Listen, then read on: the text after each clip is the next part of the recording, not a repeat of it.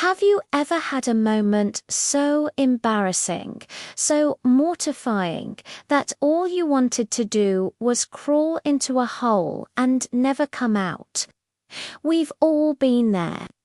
But what if that moment wasn't just in front of a few friends, but in front of the entire world? What if the internet decided you were its main character for the day? That's exactly what happened to Sarah. Sarah was just a regular college student, passionate about environmental science. She was selected to give a major presentation at a national conference, a huge opportunity. She practiced for weeks, memorized every line, and prepared for every possible question.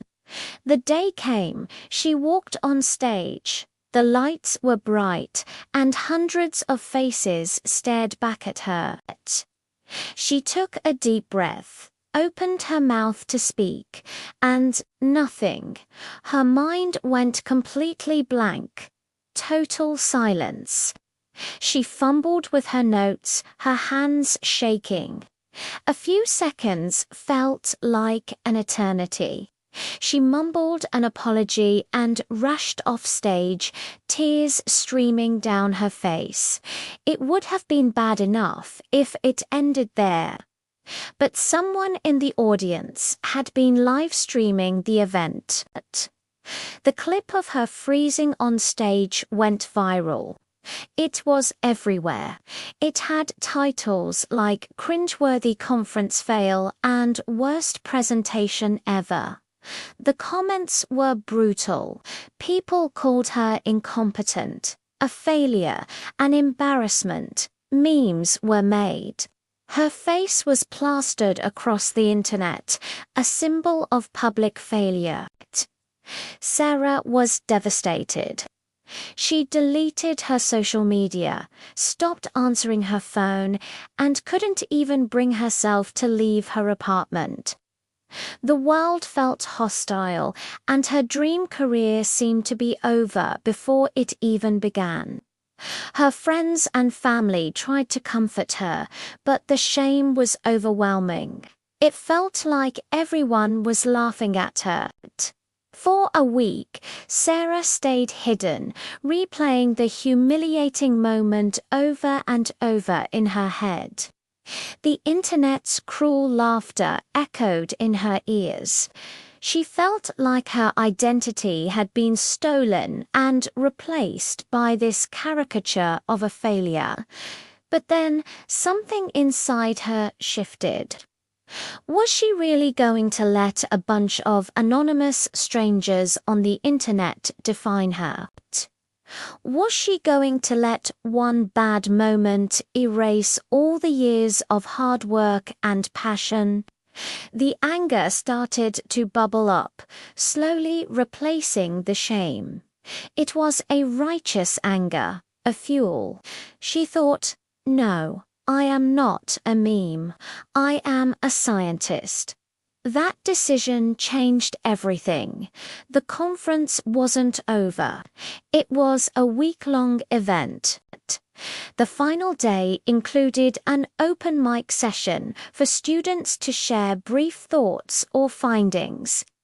Everyone, including the conference organizers, assumed Sarah had gone home. They thought she'd hide. They were wrong. On that final day, just as the session was about to close, Sarah walked back into that same auditorium. A hush fell over the crowd as people recognized her. Whispers and phones being raised were audible. She walked straight to the stage, took the microphone, and looked out at the audience. "Hi, everyone," she began, her voice steady this time. "A few days ago, I stood on this very stage and had one of the worst moments of my life. And I know many of you have seen it." She paused, letting the words sink in. "You probably expected me to go home and hide. A part of me really wanted to, but I am here today to finish what I started. I'm here because I love environmental science more than I fear being embarrassed. My work is more important than my pride, and I refuse to be defined by my worst 5 minutes. Then, without any note, without a single slide, she gave the most passionate, articulate, and powerful summary of her research. She spoke from the heart, her passion evident in every word. When she finished, there was a moment of stunned silence, and then the room erupted. It wasn't just polite applause, it was a standing ovation. People were cheering, some were even in tears. The same people who had witnessed her fall were now witnessing her rise. Her viral moment of failure was instantly overshadowed by her incredible act of courage. Sarah's story is a powerful reminder. We all fail. We all have moments we wish we could erase, but those moments don't have to be the end of our story. They can be the beginning of a new chapter, one defined by resilience and strength. It's not about never falling. It's about how you get back up.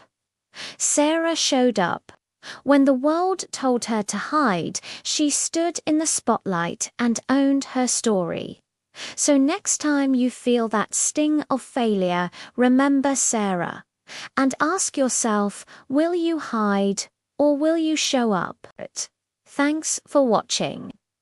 If this story inspired you, hit that like button and subscribe for more content that empowers and uplifts. See you in the next one.